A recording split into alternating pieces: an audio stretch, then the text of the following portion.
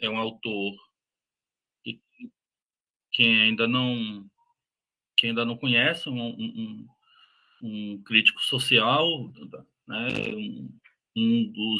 Foi um dos diretores da Escola de Frankfurt, orientando aí de vários filósofos, críticos sociais dessa escola, né?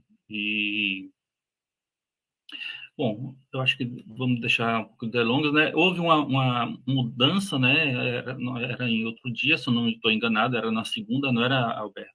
A gente passou agora para terça. Eu não sei se essa hora das 20 horas é uma boa, né? Talvez eu volte novamente para as 21 horas, que às vezes hoje eu quase não chego a tempo. Mas isso aí eu vou ver como é que pode fazer. Isso vai depender também aí do tempo do Alberto, tal. Mas quem quiser tirar alguma dúvida, falar alguma coisa, senão eu já posso começar.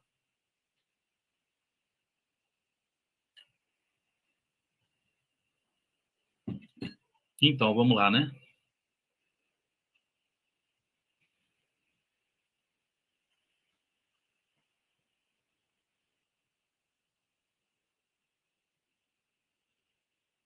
Então, todo mundo está visualizando bem? Tá tudo ok aí, Alberto? A visualização tá boa? Sim.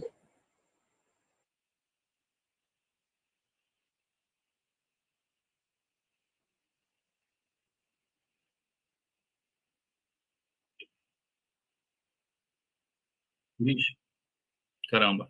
Tá certo, Alberto. A gente se dá um jeito aqui. Aí, se tá bom, tá beleza. Então, essa é a obra que a gente começou a ler, né? No ano passado. A gente leu uma grande parte, né? Uma introdução, que ele dá uma introdução muito longa, ele aborda questões da antiguidade, da modernidade, depois ele vai introduzindo aí alguns conceitos, né? Por exemplo, de ressonância, ele aposta aí a ressonância como uma alternativa para essa desincronização da sociedade, né, para essa sociedade da aceleração, né, que é a tese do autor, certo? Mas vamos, então, o que a gente viu, né? É um livro que foi publicado em 2005, tem 681 páginas, ele é dividido em 4 partes, uma introdução dividida em números romanos, uma estrutura categorial, né, de uma teoria sistemática da aceleração social, uma fenomenologia da aceleração, causas da aceleração social, as consequências da aceleração social e depois a conclusão. Como está dividido a obra. Na introdução, o Rosa introduz o tema a partir de uma discussão da definição de modernidade e da possibilidade de compreender os fenômenos da aceleração como uma pós-modernidade. A questão norteadora é o que significa uma boa vida, né? É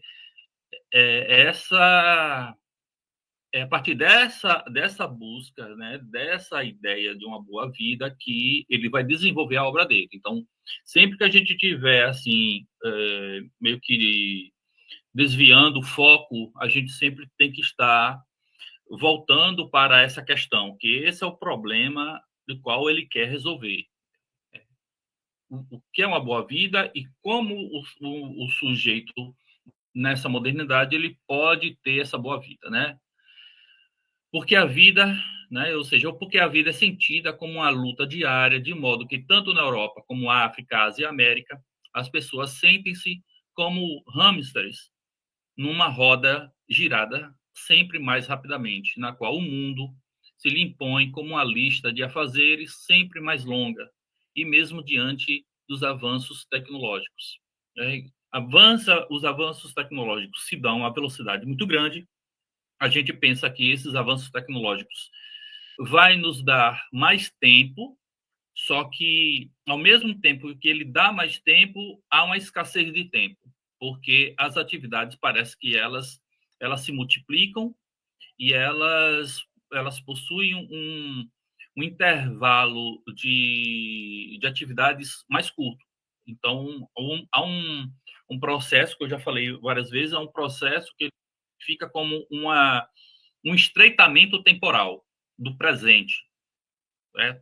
O futuro se adianta para o agora, o passado se coloca como já dado, então o presente então um estreitamento dessa temporalidade do presente, do agora, fazendo com que o indivíduo trabalhe mais, né, mesmo tendo o auxílio de novas tecnologias que, a priori, né, deveria dar mais tempo ao ser humano.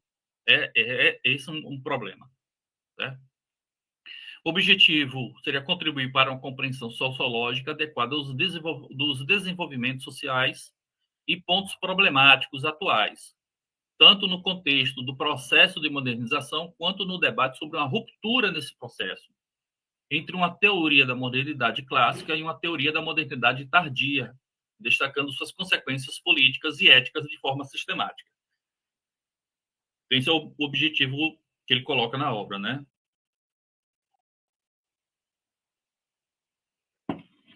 Nesse sentido, o autor ele segue duas direções, pelo menos que eu identifiquei.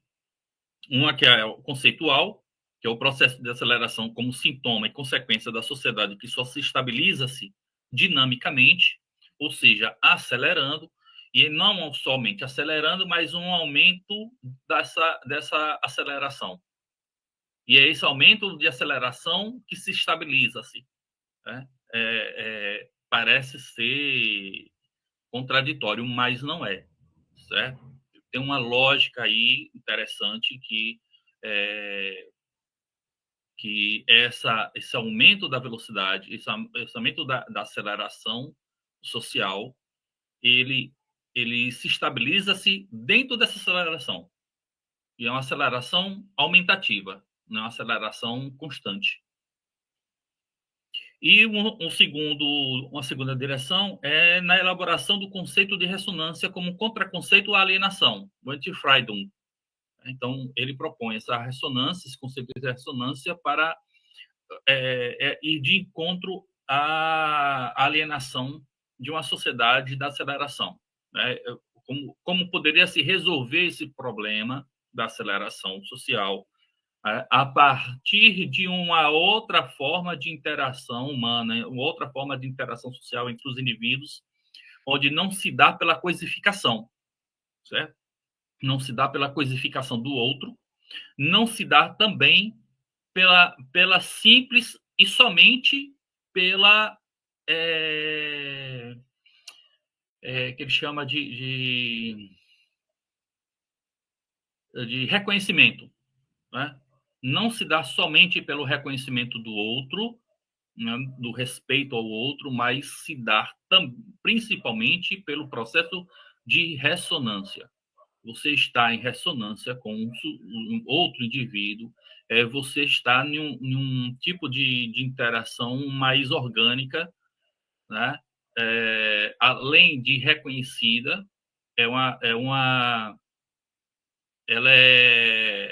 ela se dá a partir de uma dialética onde o terceiro produto, vamos assim dizer, no produto de meramente capital, mas o que pode ser criado, né? De uma poiesis a partir da interação entre os indivíduos, se dá uma outra coisa, pode ser a arte, música, ou novas formas de cooperação, de intervenção social, política, econômica, ou ecológica, e aí vai. Né? Então, aí são dois caminhos interessantes que o autor começa a seguir. No primeiro capítulo, o autor mostra que as tendências transformativas da sociedade são movidas pelo fenômeno da aceleração social. Apresenta-se, então, uma subtese, né, de que a sociedade moderna é movida por uma compulsão social Essa compulsão é o que vai movendo os sujeitos a sempre correr, né, e viver uma roda do hamster, né, sempre acelerando, mas não necessariamente saindo do lugar. Uma sociedade é moderna quando apenas consegue se estabilizar dinamicamente, quando é sistematicamente disposta ao crescimento, ao adensamento de inovações e aceleração, como meio de manter e reproduzir sua estrutura. Né? O ponto. A partir disso, ele nos apresenta uma tríade, ele vai chamar de dinâmica da modernidade, que é crescimento, aceleração e adensamento de inovações. Para Rosa, o invólucro de aço de Weber é substituído por essa tríade temporal, né? Pela dimensão temporal, pela material factual e pelo social. A única coisa que se estabiliza nessa aceleração é a lógica do aumento, como eu tinha mencionado anteriormente. Né? E a dinâmica é uma dinâmica de aceleração aumentativa, que é só assim ela se estabiliza.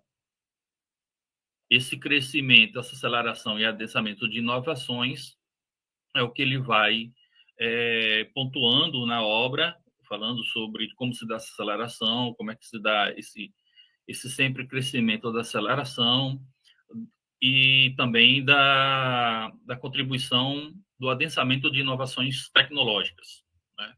Então, internet e tudo isso que faz com que a nossa sociedade tente realizar as atividades, as demandas que essa própria sociedade vai reinventando, né? O tempo é a chave de entendimento de toda análise adequada nas ciências. Ele disse que somente com a análise dessas estruturas temporais na modernidade que os sociólogos vão ter realmente um instrumento de análise mais fiel ao nosso tempo, né?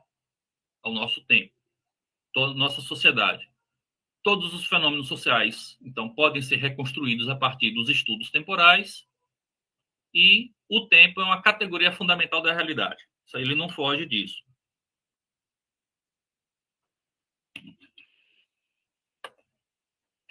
A hipótese. A modernidade não é apenas um processo multifacetado no tempo, mas também uma transformação estrutural extremamente importante das próprias estruturas e horizontes temporais e de que o conceito de aceleração social é o mais apropriado para abranger as direções dessa transformação. Então, isso é o condutor. O tempo, então, para Rosa, segundo ele, as estruturas temporais constituem um ponto central para coordenação e integração de projetos de vida. Logo adiante, ele vai explicar um pouco sobre esse projeto de vida que vai fazer de uma outra tripartite de conceitos que ele esboça, né, que junta com outros dois formas de se estruturar nessa sociedade moderna. Tá? Então, como as pessoas se organizam dentro dessa realidade de trabalho, de tarefas, de capital, ou de estudo, ou de... Ele vai chamar de projetos de vida. Na antiguidade, ele vai dizer que entre as sociedades primitivas há uma diferença cognitiva entre o antes e o depois. Porém, o passado e o futuro são estruturados iguais na perspectiva do espaço de experiência e horizonte de expectativas. Isso aí é o que ele vai identificar na antiguidade. Nas sociedades modernas, a experiência do tempo se dá de forma linear, de forma que passado, presente e futuro se torna dominante como um tipo de acabamento do futuro. E nesse período atual que a gente vive, ele vai dizer que existe um predomínio de consciência temporal linear, mas o futuro é aberto. Ou seja, é um futuro que fica sempre aquém, né? Porque, como ele é aberto, existe aí um problema que assim, enquanto as sociedades antigas elas tinham o telos, né, vamos dizer que acabava em alguma coisa, né, por exemplo, no judaísmo, do cristianismo, né, vem um final dos tempos, né, do cristianismo, vem um final dos tempos, vem um Armagedon, vem uma coisa assim. Então a sociedade ela está indo em direção a esse projeto, vamos dizer assim, né, a esse telos final. Nessa modernidade atual que a gente vive, modernidade tardia, não tem isso. Embora o tempo seja linear, o futuro não é fechado, o futuro é aberto. E sendo o futuro aberto e ele muito mais próximo do presente do que algo que vai se dar a mais tempo depois, isso torna um dilema para o próprio sujeito, porque esse futuro ele está propício para qualquer coisa e não é um futuro que se dá muito tempo depois. É um futuro que se dá no agora também. É quase que se confunde com o presente, justamente porque se dá esse estreitamento temporal do presente. Né? Então, as pessoas, essa ânsia de estar sempre numa aceleração, numa correria incessante, né? Tentando fechar esse presente, mas esse presente também, de certa forma, não se fecha, né? Porque as coisas não estão garantidas, vamos assim dizer. Se os nossos pais, os nossos avós, eles trabalhavam porque eles tinham a certeza de que o projeto de vida deles daria resultado, eles alcançariam o objetivo, né? Ou de uma casa, ou de uma aposentadoria, né? Ou de algo que possa apaziguar, né? E concluir, né, esse conjunto de demandas atuais, para nós, né, dessa modernidade tardia, isso não é certo. Por mais que você tenha essa ideia de crescimento, né, pessoal, de enriquecimento, de que você trabalhando todo dia, toda hora, 12, 24 horas por dia, você vai alcançar o que você almeja, não é certo, tá? Não é, não é algo que realmente pode acontecer, né? Ou de uma aposentadoria, ou de uma casa, ou de um apartamento próprio.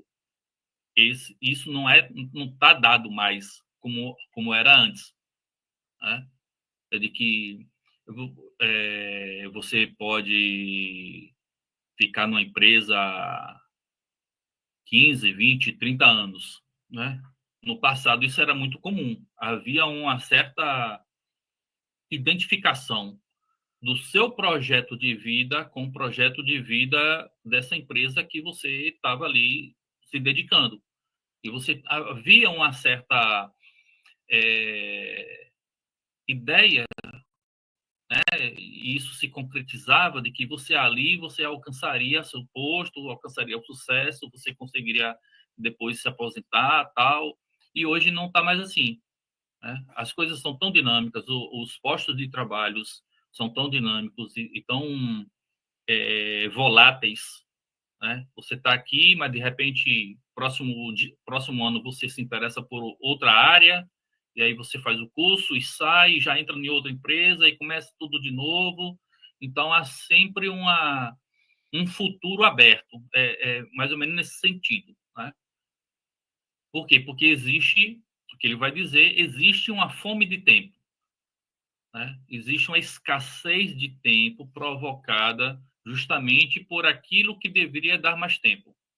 Há uma abundância de tempo dadas pelas novas tecnologias. Você realiza uma série de trabalhos que antes poderiam demorar muitas horas ou dias.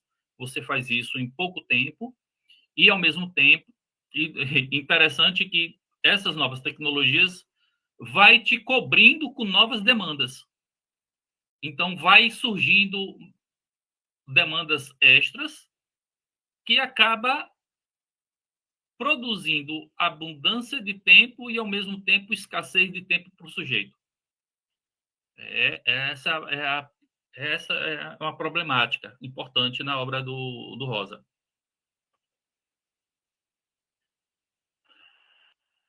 Então, essa consciência temporal do tempo é formada pela sociedade com o objetivo de gerar um comportamento adequado às demandas produtivas. Exemplo, hora de trabalhar, de dormir, de descansar, de se alimentar, de brincar, caminhar, exercitar-se. Né? Então, trabalho, o dormir pouco, descansar pouco, se alimentar rapidamente com alimentos quanto mais rápido serem produzidos e processados e vendidos, mais rápido o sujeito volta para o seu posto de trabalho, né? Antes a gente passava uma hora, né, para se alimentar entre um período e outro do trabalho. Agora não, você tem 15 minutos, 30 minutos, né? Na maioria das empresas hoje, em 30 minutos você tem que terminar de comer. E isso fortalece mais essas empresas, por exemplo, de fast food. E como elas progrediram justamente por causa desse processo de aceleração da modernidade, da sociedade. Né? Então, há pouco tempo, você não precisa apreciar o seu alimento. Você precisa somente se alimentar o mais rápido possível, algo que seja fácil de digerir, de produzir, que tenha uma carga de energia o suficiente para você realizar o trabalho naquele dia. Né? Então, não é mais a saúde do trabalhador, e sim o quanto pode produzir mais, diminuindo o tempo que o sujeito tem para se alimentar. Então, essa consciência individual do tempo ela pode ser cognitiva e pode ser normativa. Normativa através das leis, das regras, né, de, de máquina de ponto, né, escola, trabalho, você tem o tempo e tal, e você tem a parte cognitiva, que é toda a parte da subjetividade, da qual a sociedade também vai formando para que você se adeque a essa normatividade. Não pode ser uma coisa em contrassenso com a outra, né? Te encontra a outra. O cognitivo, o normativo entre o objetivo e o subjetivo precisam estar alinhados. No ritmo de vida, epistemologicamente, o fenômeno da fome de tempo pode se dar, desculpa aí um errozinho, pode se dar pela bifurcação empírica por meio de subjetiva, levando as pessoas a reclamarem que não tem tempo, o escassez temporal, né? A experiência de que o tempo corre mais rápido do que antes. Então, ele vai analisar e ver que há duas formas de se estudar esse fenômeno temporal a partir do subjetivo das pessoas, do indivíduo, e da parte objetiva. O subjetivo, todas essas reclamações. E pode se dar por uma série de questionários, de perguntas que os sociólogos às vezes realizam, né? De institutos, de, de ONGs que procuram saber o quanto as pessoas estão satisfeitas com a sua vida, com o tempo que elas perdem no trabalho, no transporte, né? Nas filas de banco, tudo mais. Então, essa forma de mensurar esse fenômeno temporal do ritmo de vida pode se dar pela forma subjetiva, embora ele sinalize que essa parte mais subjetiva é um pouco mais complicada de recolher os dados, certo? Mas é possível, certo? E a forma objetiva, ele vai dizer que é mais fácil e tem dados em maior abundância, né? Por exemplo, medição de tendência social, de compressão das ações humanas. Exemplo, diminuição do tempo do almoço, como eu acabei de falar, do tempo de descanso, da extensão de horas aulas numa escola, numa faculdade ou em um curso, né? Sugestão de ser multitarefa, que há uma exigência muito grande na nossa modernidade de que o indivíduo, para ser produtivo, ele tem que ser multitarefa. Você tem que fazer várias coisas ao mesmo tempo, né? E isso não é, vamos dizer assim, possível, né? Você pode fazer muitas coisas ao mesmo tempo, mas a atenção ela vai ser diminuída, né? E há estudos sobre isso.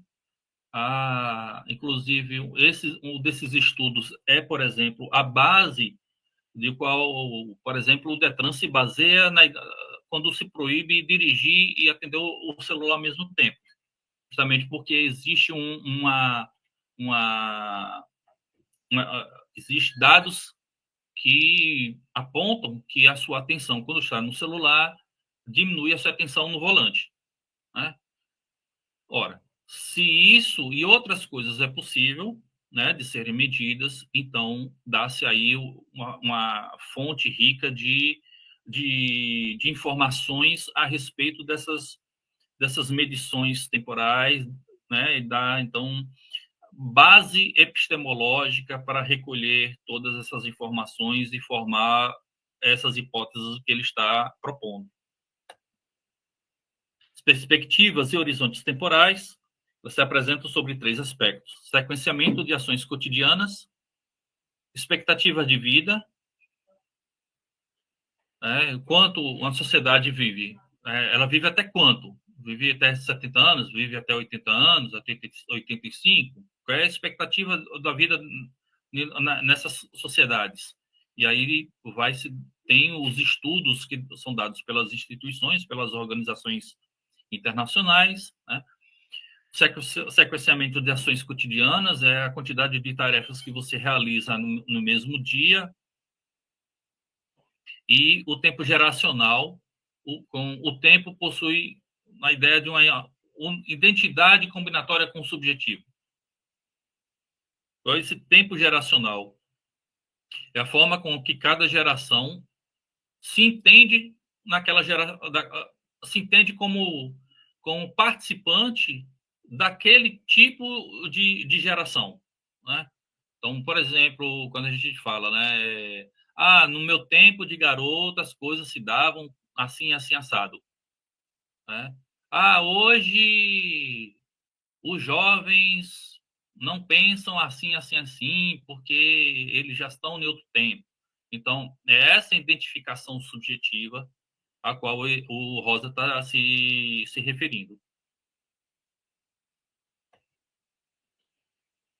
Então, as relações entre os indivíduos só podem ser explicadas de forma profunda a partir das investigações sobre as transformações estruturais e culturais que se dão nas próprias estruturas e nos horizontes temporais. A capacidade de gastar o tempo com suas demandas, exemplo, trabalho, relacionamentos, estudos, intervalos, alimentação, lazer, né, esporte, o não fazer nada também, o dormir, o sonhar, tudo isso. Capacidade de planejar o futuro a partir de suas atividades laborais, né, pensando aí a aposentadoria, por exemplo, mas também tem relação com o design, né, o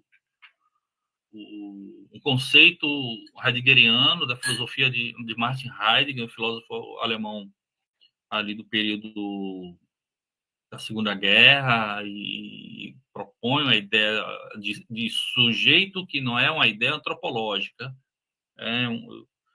mas uma proposta de pensar o sujeito dentro de uma nova forma de identificação ou de reconhecimento do outro, né, de, ser, de se dar no mundo também, né, de como se reconhece como tal, né, um conceito que não dá, seria dias para trabalhar essa questão do design, mas tem uma influência aí na obra do Rosa, certo? pois aborda a vida como um todo, como também questões sobre sincronização, velocidade, duração, sequenciação de acontecimentos. Terceiro, as pessoas vivenciam sua época e se reconhecem como atores deste determinado tempo, ou seja, o cotidiano envolvido no tempo de sua época, de sua geração, de sua era. Um dos sintomas, então, que ele vai dizer, né, que um dos sintomas da depressão é o desligamento entre a época e o cotidiano em que o sujeito vive, ou seja, o sujeito se sente fora do seu tempo, né? Então ele dá nesse estranhamento, né, e que realmente acontece nos casos clínicos. As pessoas que estão com determinados níveis de depressão, elas se sentem deslocadas, elas se sentem não partícipes de determinado desse tempo em qual elas estão inseridas. Então existe dá-se esse estranhamento.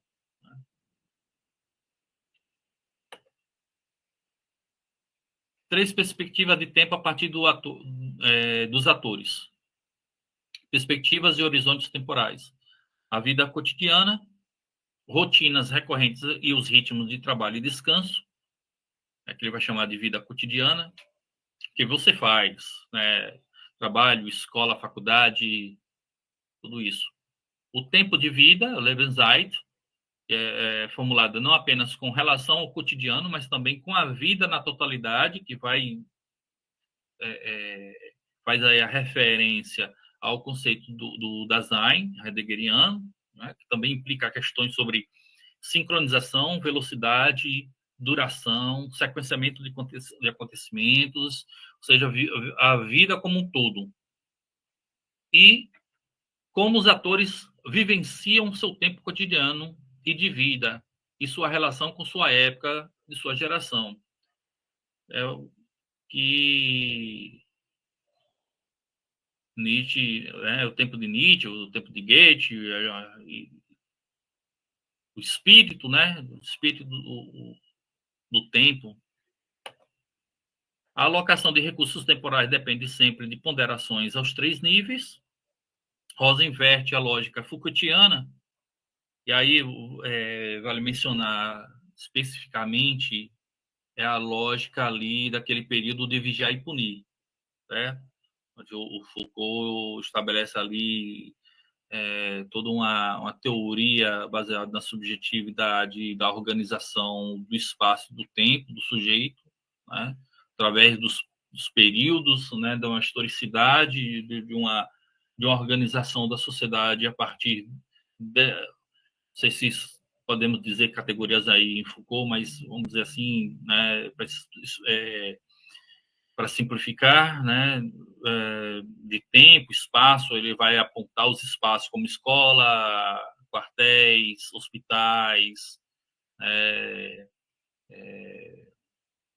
sanatórios, né, toda aquela construção que o Foucault faz desse período. Para Rosa, os modos de subjetividades são formados pela relação com o tempo. Então, não são necessariamente dado mais nessa questão do espaço, certo? Até porque com a internet você pode estar em vários lugares, inclusive ao mesmo tempo. Está lendo uma obra aqui, né, participando de um evento em São Paulo, né, você pode estar dentro de um ônibus e estar assistindo um vídeo. Então, essa, esse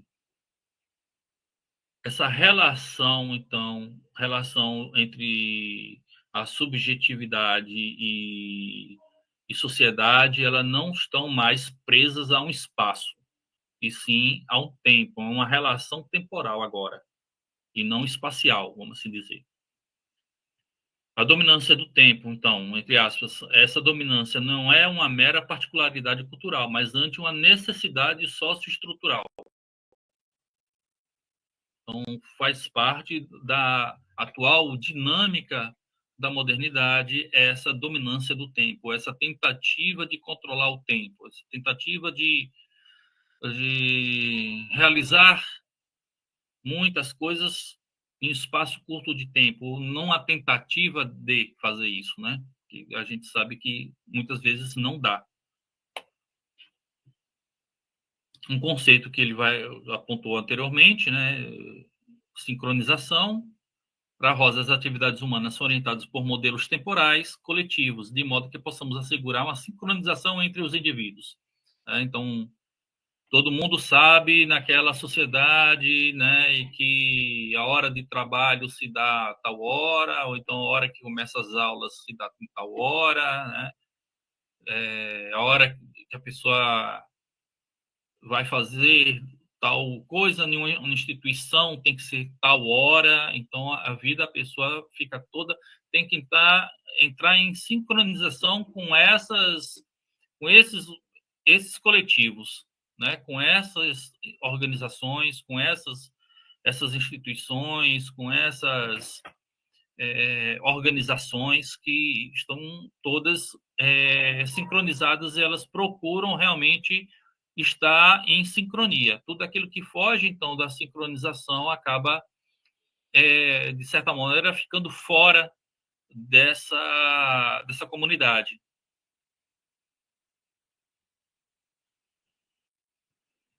A natureza coletiva dos modelos concretos resulta especialmente da necessidade de sincronização. Um momentinho aqui, gente, para eu ver uma mensagem.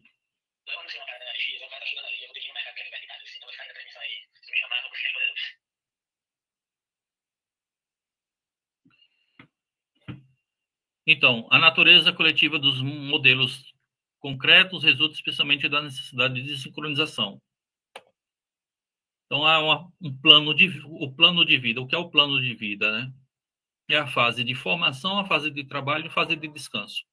A formação do sujeito, a formação profissional do sujeito, cognitivo do sujeito, normativo, tudo mais.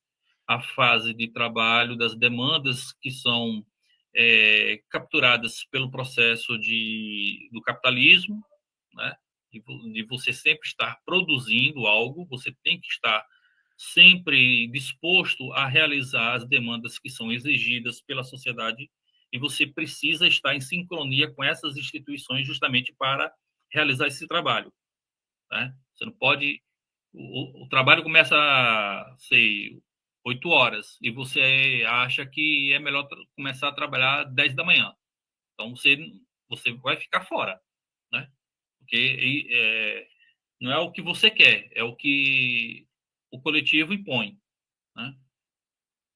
Senão você está fora dessa sincronia. E a fase do descanso, do relaxamento, do lazer, esse tempo que não é computado como algo que produza uma coisa, né? Produza um bem de consumo para depois. Isso aí, essa fase do descanso é o que vai ser mais talhado nessa sociedade. Então, vai se dar uma pressão, né, aplicada, que é aplicada por essa sincronização, né, por essa exigência da demarcação de tempos, né, de controle das horas sobre o sujeito, que com o tempo vai desenvolver o sofrimento. Né? Colegas, se vocês quiserem tirar alguma dúvida, pode pedir, tá? Como eu estou com a tela aqui no, no PowerPoint, então eu não consigo ver o que vocês possam estar aí perguntando no chat. Então, vocês podem falar, tá bom?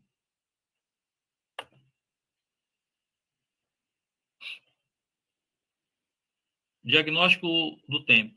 Uma vez que a característica principal da modernidade é a aceleração e o caráter aumentativo dessa aceleração, o futuro se torna aberto e incerto. Ou seja, o futuro perde o seu telos, certo? O telos grego, né? De finalização, o acabamento, o objetivo, né?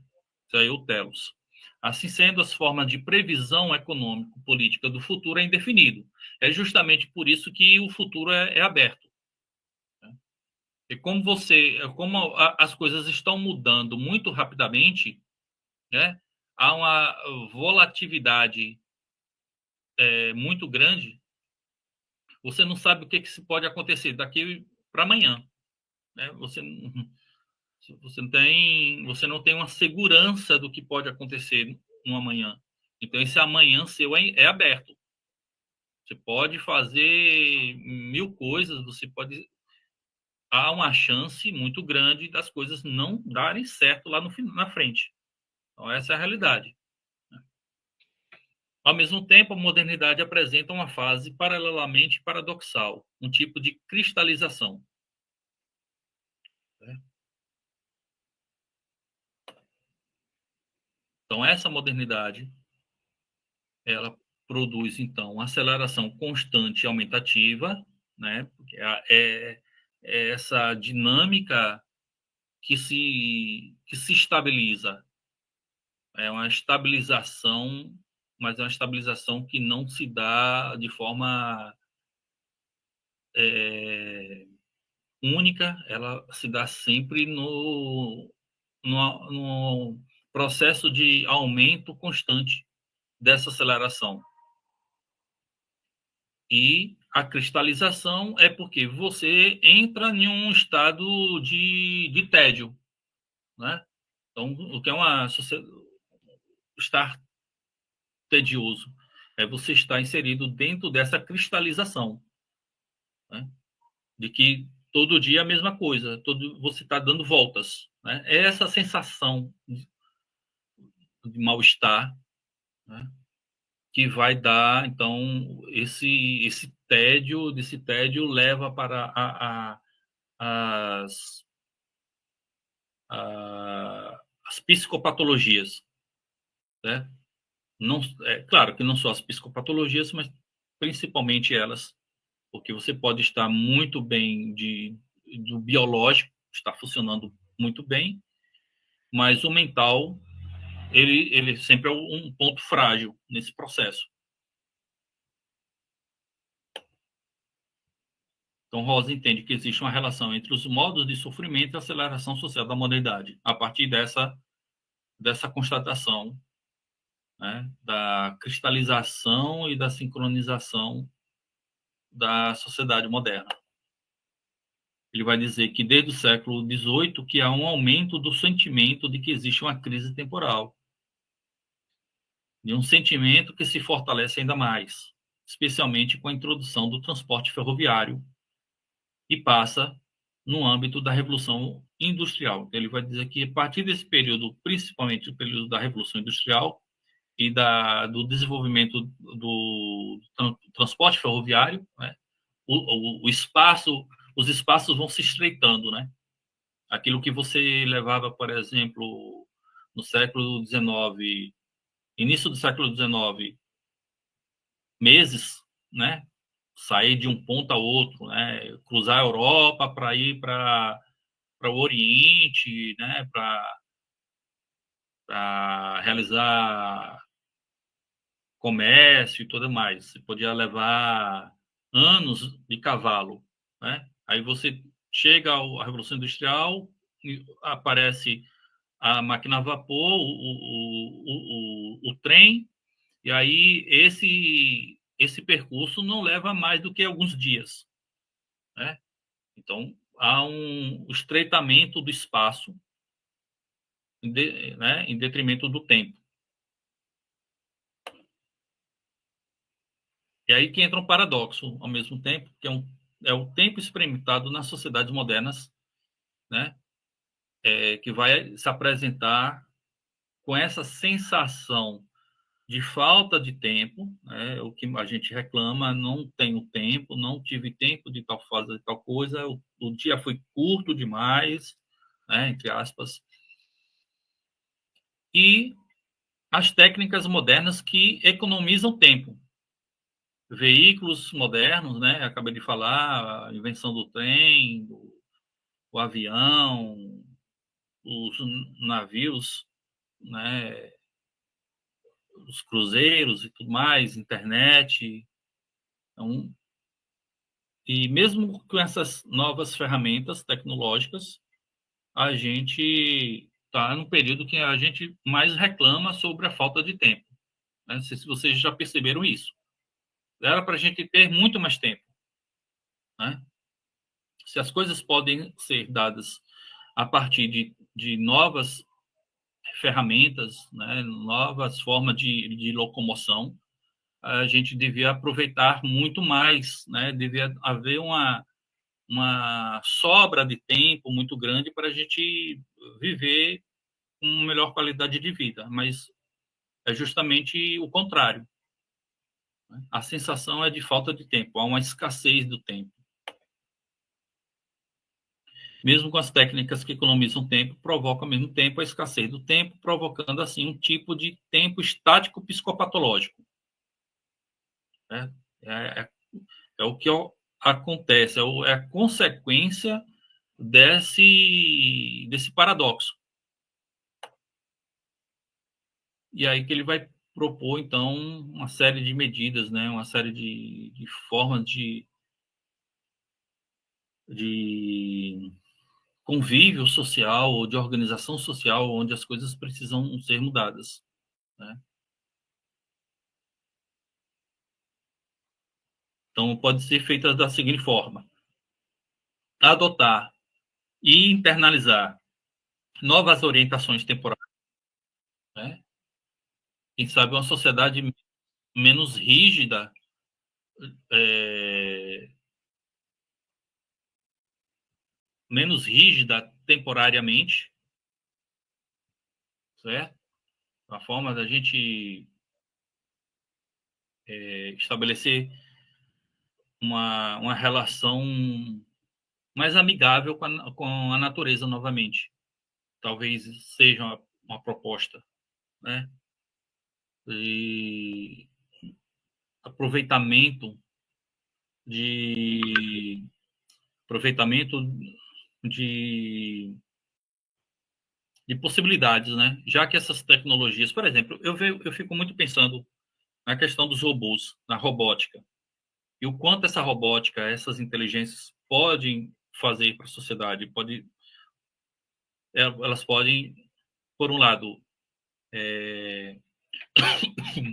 escravizar, pode aumentar essa sensação de falta de tempo, mas elas podem também radicalizar para o outro lado, né? De repente, uma sociedade onde a robótica, os robôs realizem os trabalhos e a gente possa realmente viver uma vida mais plena, ter mais tempo para criar, por exemplo, né? Para produzir no sentido da poiesis, né?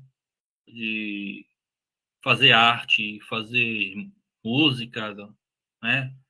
Fazer pintura, fazer novas descobertas, ou seja, todo o tempo que o ser humano que estava gastando com trabalho, com esforço físico ou mental, poderia estar realizando formas mais interessantes, né? Se tornar vidas mais interessantes. Então, pode ser uma alternativa, né? Então, adotar, internalizar essas novas orientações temporais ou causar mudança de sistemas. Esse, por exemplo, que eu estava me referindo, né? Utilizar as máquinas, essa inteligência artificial, para produzir e o ser humano aproveitar mais o tempo, né? Mais tempo com família, mais tempo de lazer, ou fazendo arte, né? Uma sociedade mais esteticamente mais significativa, né? E aí a gente não olharia o outro mais como coisa ou como trampolim para alcançar objetivos, né? O outro seria aquilo que me completaria para realizar essas novas formas de se expressar, né? Arte, música, dança, né? Teatro, cinema. As pessoas pararem um pouco e começarem a ir para esse lado mais estético da vida, né? uma sociedade mais artística, vamos assim dizer, né? Então, essas são as duas maneiras de romper com esse paradoxo temporal, vamos assim dizer, né? Essa crise do tempo.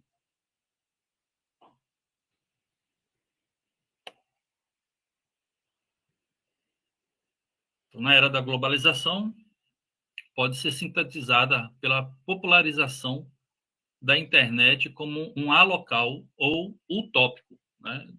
Alocal ou utópico, né? De topos, né?